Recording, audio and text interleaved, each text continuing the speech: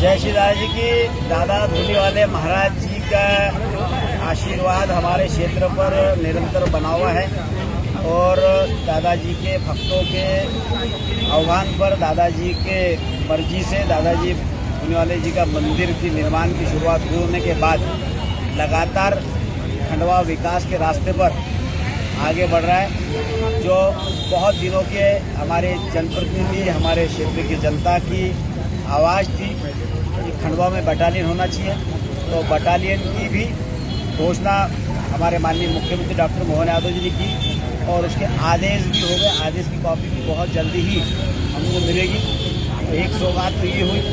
दूसरी सौगात हमारे जो खंडवा से बूंदी का मार्ग, जो हमारे दोनों विधायक और हम सब मिलकर लगातार हमारे क्षेत्र की जनता मांग कर रही थी, उस मांग को भी हमारे प्रदेश के यशस्वी मुख्यमंत्री माननीय डॉक्टर मोहन यादव जी ने स्वीकृत किया है। बहुत जल्दी ही उसके भी टेंडर लगने जा रहा है। उसी के साथ साथ हमारे खंडवा को भी एयरपोर्ट मिले, एयरपोर्ट बने।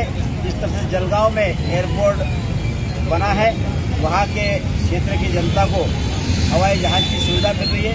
उसी प्रकार हमारे केंद्रीय उड्डयन मंत्री जी और हमारे माननीय मुख्यमंत्री जी ने उसकी स्वीकृति की है। 31 अगस्त तक उसका प्रस्ताव बनकर भारत सरकार को जाएगा।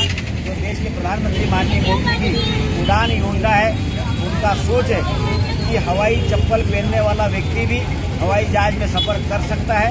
इतनी सुगम और सुलभ व्यवस्थाएं देश के प्रधानमंत्री माननीय मोदी जी ने देशवासी को दी है।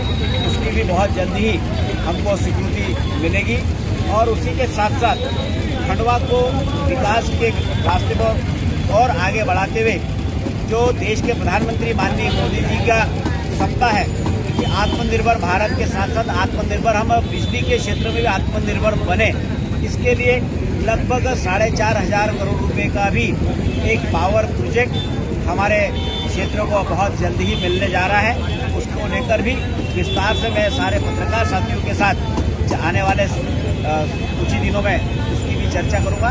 तो लगातार विकास के रास्ते पर हमको एक नहीं अनेक सफलताएं हमारे जिले को और हमारे क्षेत्र को मिल रही है। तो उसके लिए मैं दादा धूनीवाले महाराज जी की तरफ से हमारे प्रदेश के मुख्यमंत्री डॉक्टर मोहन यादव जी और देश के प्रधानमंत्री माननीय मोदी जी को क्षेत्र की जनता की तरफ से भी बहुत बहुत धन्यवाद देता हूँ। भैया, रेलवे में क्या प्रगति है रेलवे को लेकर? रेलवे के लिए तो लगातार जो रेलवे स्टेशन का काम भी बहुत जल्दी ही शुरू हो रहा है और मैं समझता हूँ कि शायद 15 दिन के अंदर नहीं तो कम से कम सितंबर महीने के पहले मुझे पूरा विश्वास है कि उसके काम को गति मिलेगी।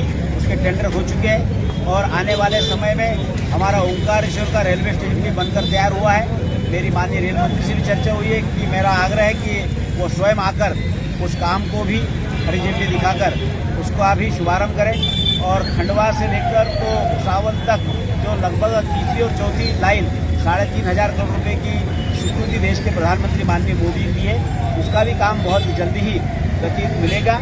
और उसी के साथ साथ जुलवानिया हमारे यहाँ खंडवा से लेकर तो गुजरात को जोड़ने वाला रेल मार्ग भी बहुत जल्दी ही स्वीकृत होगा, ऐसी मुझे पूरी उम्मीद है। तो निरंतर विकास के रास्ते पर हमारा संसदीय क्षेत्र आगे बढ़ रहा है। तो सभी देशवासियों को आज 15 अगस्त के पावन संध्या के अवसर पर भी बहुत बहुत शुभकामनाएं देता हूँ, ढेर सारी बधाई देता हूँ।